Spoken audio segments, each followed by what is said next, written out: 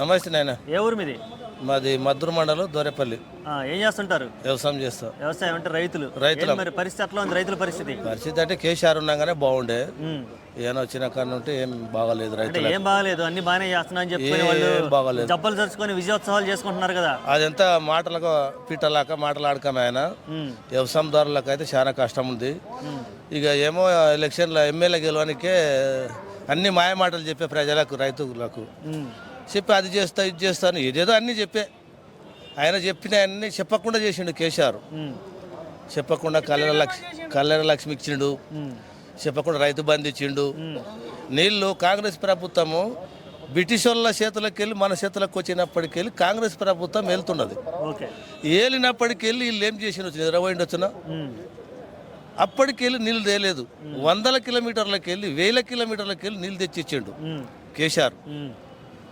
మళ్ళా మన బిడ్డనో మన పెండ్లమో భార్యనో నిలదప్పితే ఆమెకు నిలదప్పిన కాడి నుండి పూర్తిగా డెలివరీ అయినంత వరకు ఆయననే ఖర్చు పెట్టి మళ్ళీ ఇంటికి పంపించాడు. గర్భిణీ కిట్ కూడా ఇచ్చారు, అంతా ఇచ్చిండు. మరి ఇప్పుడు తీసేశారు కదా గర్భిణీ కిట్ కూడా. అవన్నీ తీసేసిండు, యాది లేదు, మాయ మాటలు చెప్పిండు.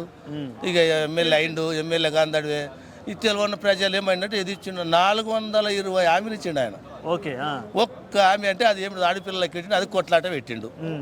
ఏం చేయలేదు, ఉచిత బస్సు పెట్టి కొట్లాట పెట్టిండు. ఇంకా అది ఒక్కటి కానీ ఇంకా ఇది వరకు ఏది చేయలేదు. ప్రజలకు చాలా కష్టం ఉండదు. మళ్ళీ తిరిగి కేసీఆర్ వస్తేనే మనం ఎప్పటిలాగా బతుకుతాము, లేకుంటే ఏనున్నది ఇదే బ్రతుకు. ఓకే, ఇప్పటి వరకు జరిగిన మార్పుల గురించి నీ అభిప్రాయం అంటే? తెలంగాణ తల్లి విగ్రహాన్ని రూపాన్ని మార్చారు, మార్చి చాలా తప్పు. అది తల్లి విగ్రహాన్ని మార్చడం, తల్లి రూపాన్ని మార్చడం చాలా తప్పు. అది ఎట్లా పెట్టిండు? ఎవరో కష్టం చేసుకునే మనిషిలాగా పెట్టిండు, కూలి మనిషిలాగా పెట్టిండు. అప్పుడు కేసీఆర్ ఉన్నప్పుడు మంచిగా ఇట్లా పెట్టి చేతుల గౌరవంగా పెట్టి ఇక్కడ బతుకమ్మ వైపు ఇక్కడ ఎన్ను పెట్టి మంచిగా చేస్తే అది చూసినా కూడా ఇక్కడ ఇచ్చిన కూడా ఆ తల్లి విగ్రహం అలాగే ఉండదు. ఆ ముందుగా ఇప్పుడు పెట్టింది ఏముండదు, ఆయన పెట్టింది. ఇప్పుడు ఎవరు చేసిన ఇంట్లోనో కట్టిన ఇంట్లో వచ్చింది పెద్దతనం చేస్తున్నావు. కట్టిన ఇంట్లో వచ్చి పెద్దతనం చేస్తున్నావు, అది నాది అంటావు, అది కూల్పడం అంటావు. తప్పు కాదు అది. ఆయన ఎందుకు కట్టిండు? అది ఎన్ని వాస్తవాలను తోలుకొని వచ్చి ఎట్లా నానా విధాల అంచనా ప్లాన్ మీద కట్టిన దాన్ని నువ్వు కూలగొట్టి నేను ఇదైందంటే ఒక దౌర్జన్యం గుండగిరులు సినిమాల గుండాలు చేస్తారు చూడు, అటువంటి పని చేయనీకుండవా నువ్వు. అది కాక రెండవ మాట ఈడ లగచర్ల కాడ ఇప్పుడు పేద ప్రజలు నీకు ఓట్లు వేసిండ్రు. ఓట్లు ఎందుకు వరకు వేసిండ్రు అంటే మాకు ఏమన్నా ప్రభుత్వం సహకారం చేస్తుందేమని నీకు చేస్తుందని నీకు వేసిండ్రు. నీకు వేసినంత మాత్రాన గవర్నమెంట్ కదా భూమి, గవర్నమెంట్ భూమి లేని ఏడా ఉంది చెప్పు? మాట్లాడుకుంటే తెలంగాణ అంతా గవర్నమెంట్దే ఉండదు. గవర్నమెంట్ తీసుకుంటాను, నీకు తీసుకుంటలేను. నీకు 20 లక్షలు ఇస్తా అంటే ప్రైవేట్ వాళ్ళు రైతులు కొనుక్కుంటున్నారు 30-35 లక్షలకు ఎగురా. నువ్వు 20 లక్షలకు ఎగురు ఇస్తా అంటే ఏం లాభం నాకు చెప్పు?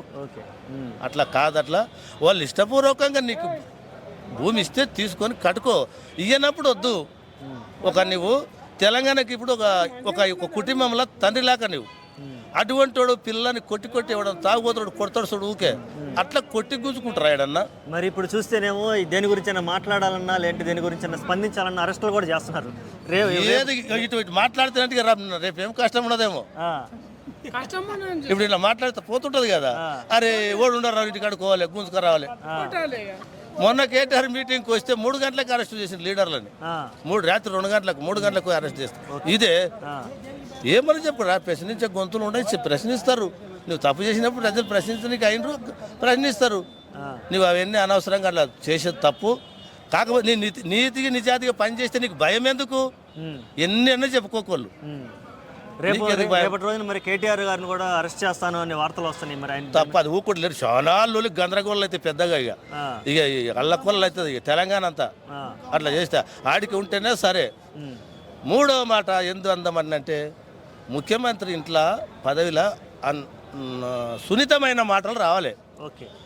నీ లావులో తొండలు ఇడుస్తా, నిన్ను బొంద పెడతా, నిన్ను పేగులు తీసి మెడకేస్తా అంటే వేషం కట్టినావు, ఆటాడుతున్నావా? డ్రామాలు నాటకాలు వేస్తారు. భీముడు నాటకాలు వేసినట్టుందంట. ఇప్పుడు కురుక్షేత్రం అంటావు, కురుక్షేత్రం అని ఒక సామెత చెప్పినావు నీవే. భీముల పాత్ర ఉంటుంది అట్లా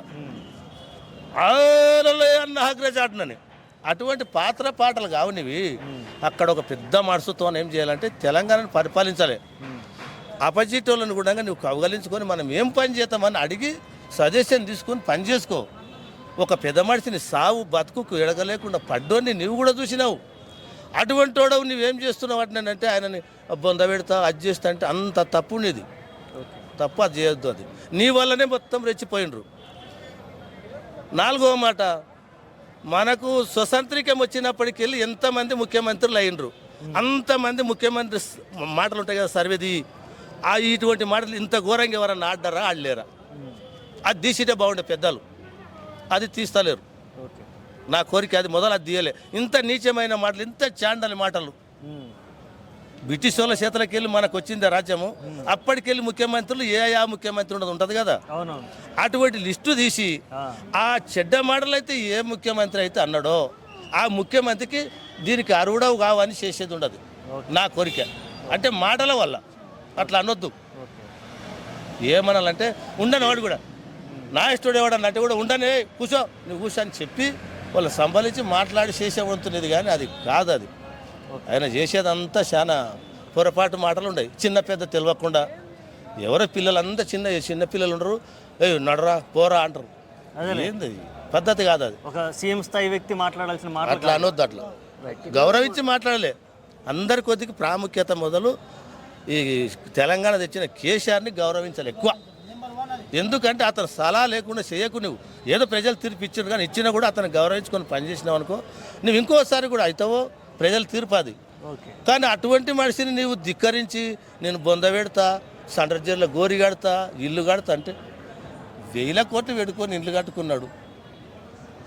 ఇంకొకటి 5వది ఈడ ఇండ్లు గులుపుతుండవు, హైడ్రా అని ఇండ్లు గులుపుతుండవు.